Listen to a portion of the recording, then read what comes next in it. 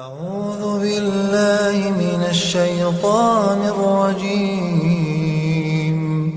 بسم الله الرحمن الرحيم. الحمد للہ وکفا والسلام علی عبادہ الذین اصطفیٰ۔ امام سعید بن منصور رحمہ اللہ نے جمیل بن زید رحمہ اللہ سے نقل کیا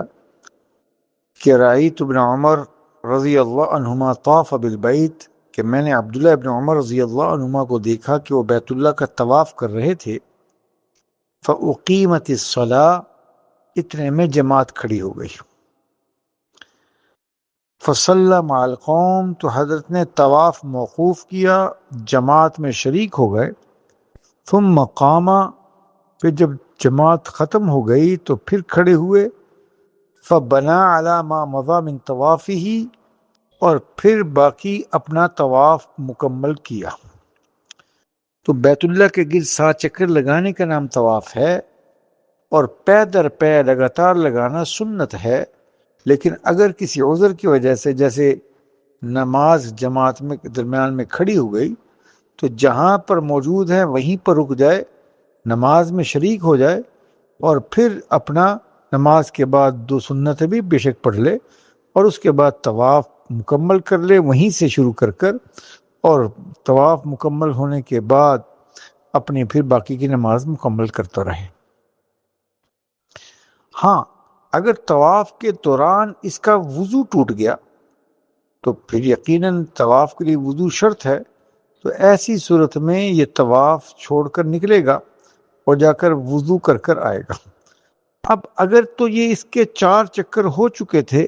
یعنی اکثر طواف ہو گیا اور تب وضو ٹوٹا ہے، تو ایسی صورت میں وضو کرنے کے بعد وہیں سے اپنا 5واں چکر شروع کر لے جہاں چھوڑا تھا۔ اور اگر 3 چکر سے کم ٹوٹا ہے، یعنی 4 چکر سے کم میں ٹوٹ گیا وضو، تو پھر نئے سرے سے طواف شروع کرے، یعنی پہلا چکر بھی نئے سرے سے شمار کرے، اور پھر اس طرح 7 چکر مکمل کر لے۔ اللہ رب العزت کی توفیق سے جب کسی آدمی کو عمرہ کرنے گیا ہے اور اس نے اس طریقے سے طواف کر لیا کہ جیسے ہم نے سنت کے موافق طواف کا طریقہ بتایا کہ اس نے طواف بھی کر لیا اور پھر 2 نفل ان اوقات کا دھیان رکھتے ہوئے پڑھ لیے جو واجب طواف ہیں۔ مقام ابراہیم کے قریب موقع ملا تو اچھی بات ہے، ورنہ اس کی محاذات میں، ورنہ مسجد حرام میں کہیں پر بھی 2 نفل پڑھ لیے، اور اس سے پہلے ان اوقات کا دھیان رکھا کہ 3 اوقات میں تو مطلقاً نماز پڑھنا منع ہے، نفل بھی، فرض بھی، قضا بھی، ادا بھی، جب سورج نکل رہا ہو، جب سورج عین سر پر ہو، اور سورج جب ڈوب رہا ہو۔ اور 2 اوقات ایسے ہیں جس کے بعد نفل پڑھنا جائز نہیں، فجر کی اذان ہو جانے کے بعد سے لے کر سورج نکلنے کے کم و بیش 20 منٹ تک، اس میں کوئی نفل پڑھنا جائز نہیں، حتیٰ کہ طواف کے 2 نفل پڑھنا بھی جائز نہیں۔ اور ایسے ہی عصر کی نماز پڑھ لینے کے بعد سے لے کر مغرب کی اذان ہو جانے تک کوئی نفل پڑھنا جائز نہیں، حتیٰ کہ طواف کے 2 رکعتیں بھی پڑھنا جائز نہیں ہیں۔ جب اس نے ان سب چیزوں کا دھیان رکھتے ہوئے 2 نفل بھی پڑھ لیے، طواف مکمل ہو گیا، تو اب سنت کے موافق زمزم کا پانی پینا سنت ہے، خوب زمزم پیے اور پھر دعا مانگے۔ اور اب عمرہ کے 2 فرائض مکمل ہو چکے۔ پہلا فرض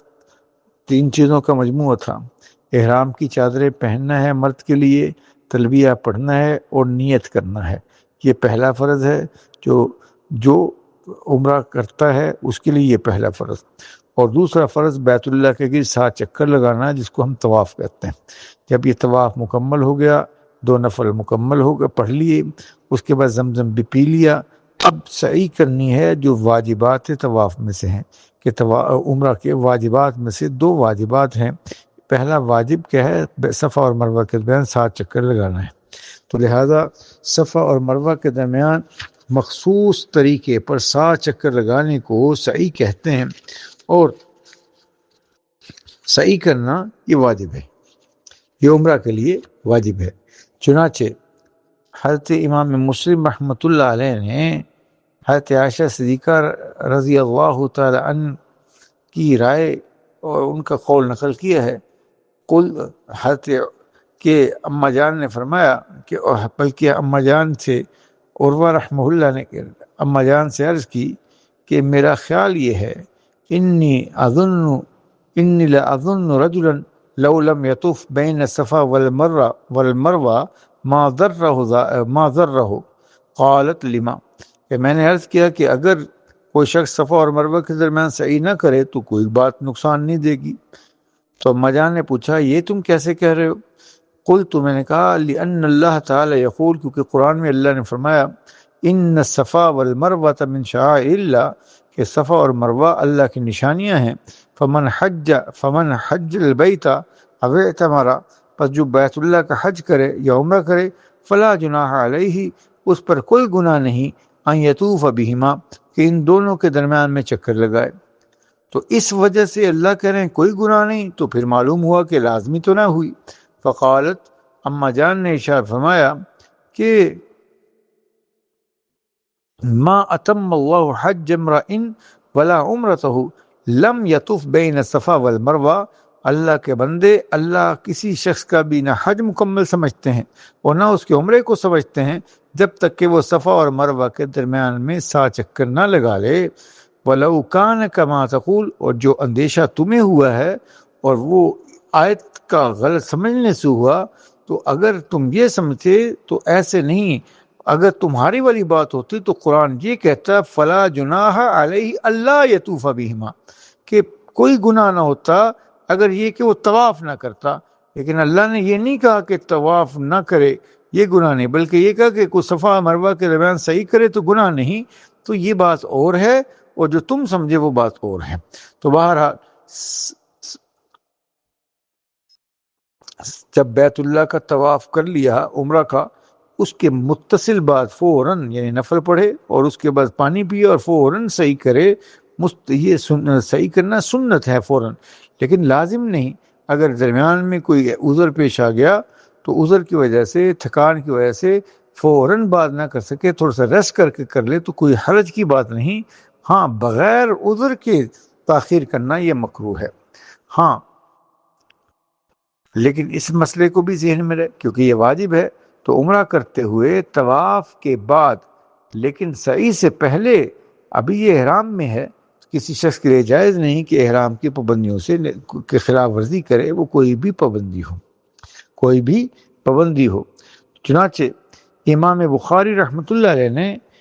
عمرو بن دینار رحمہ اللہ سے نقل کیا کہ سألنا ابن عمر، ہم نے عبداللہ ابن عمر رضی اللہ عنہما سے پوچھا،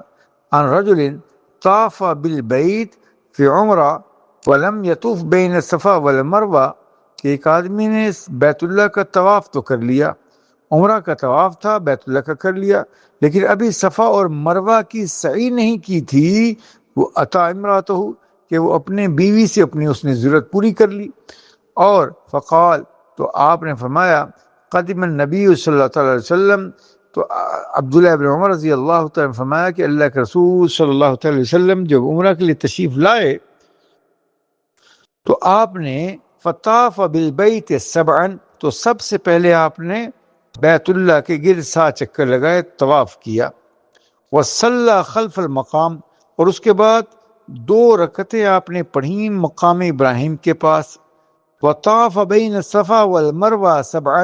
اور 7 چکر لگائے صفا اور مروہ کے درمیان میں، اور صفا سے چکر شروع ہوتا ہے، مروہ پر جا کر ایک مکمل ہوتا ہے، صفا سے پھر مروہ سے صفا تک دوسرا چکر ہوتا ہے، تو صفا سے مروہ تیسرا چکر ہوتا ہے، ایسے صفا سے شروع کرے گا اور مروہ پر 7 چکر پورے ہو گئے، اور پھر کہتے ہو کہ کان لکم فی رسول اللہ اسوۃ حسنہ،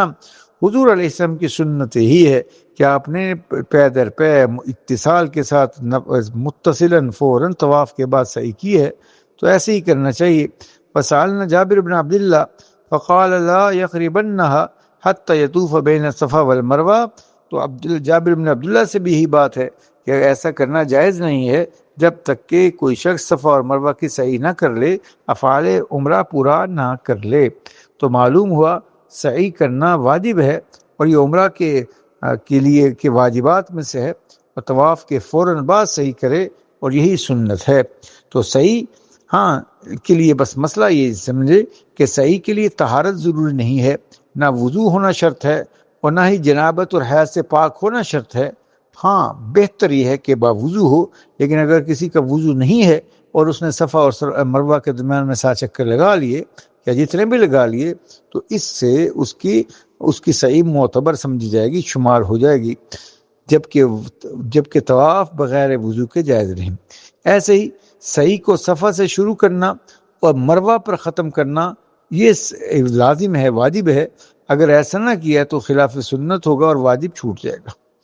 اگر سعی کرتے ہوئے جماعت کھڑی ہو جائے یا نماز جنازہ ہونے لگے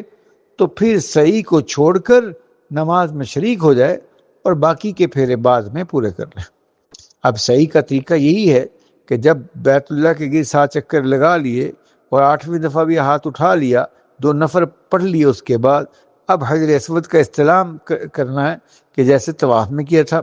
اس کے بعد باب صفا سے باہر نکل کر صفا کی طرف چلا جائے اور صفا پہاڑی کے قریب پہنچ کر قرآن یہ یوں کہے کہ ابدأ بما بدأ اللہ بہ ان الصفا والمروہ من شعائر اللہ، اور پھر صفا پر جا کر بیت اللہ کی طرف منہ کر کے 3 مرتبہ چوتھا یعنی لا الہ الا اللہ واللہ اکبر کہے،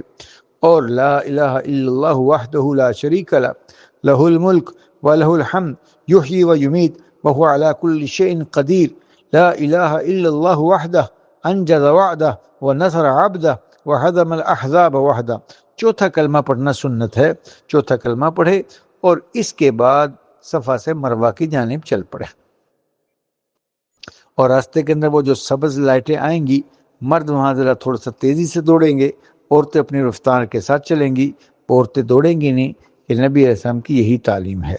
اور پھر اس سے مروہ پر پہنچ جائیں گے، اور مروہ پر جا کر پھر چوتھا کلمہ پڑھنا اور بیت اللہ کی جانب منہ کر کے ہاتھ اٹھا کر دعا مانگنا سنت ہے، دعا قبول ہونے کی جگہ ہے۔ لیکن جب صفا سے مروہ پر پہنچ گیا تو 1 چکر مکمل ہو گیا۔ اس کے بعد پھر مروہ سے صفا کی جانب پھر چلے، اسی طریقے سے درمیان میں سبز لائٹیں آ جائیں تو وہاں پر دوڑے اور پھر سفر پر پہنچ جائے۔ اس طریقے سے 7 چکر پورے کرنا سنت ہے، اور ہر دفعہ مروہ اور صفا پر جہاں پر بھی پہنچے وہاں چوتھا کلمہ پڑھنا سنت ہے۔ اللہ ہم سب سے راضی ہو اور دین سیکھ کر عمل کرنے کی توفیق عنایت فرمائے۔